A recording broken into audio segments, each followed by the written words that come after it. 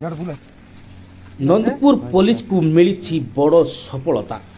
चलित मास गत 6 तारिख राति दुर्बृत्त माने नंदपुर दुईटा स्थान कला कना बुलाई फेरार हो जाइथिबा बेले नंदपुर पुलिस पाई बड़ चैलेंज सृष्टि करथिला।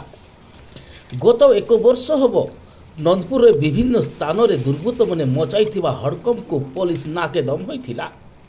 तेबे गत 6 तारिख दिन मध्य रात्रि रे रास्ता कड़े थिबा रघुनाथ गुंठांक पिंडा आगरे एक दामी केटीएम बाइक को उठाई नेबा सहित हाट पदा एक मोबाइल दुकान रु मध्य किछि मोबाइल सामग्री चोरी करथिले।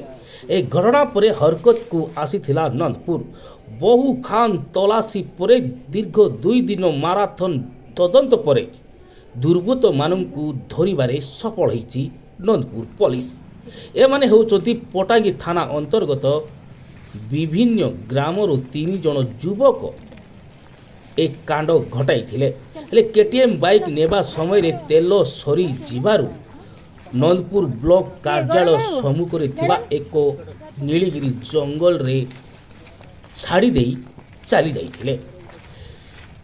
तदंत परे पटांगीरु उद्धार होइथिबा 3 दुर्बृत्तों को कड़ा जेरा परे सबु सत उगाड़ी थिले पुलिस आगरे। पुलिस तदंत सारिबा परे बाइक को जंगल मध्यरु उद्धार करिछि।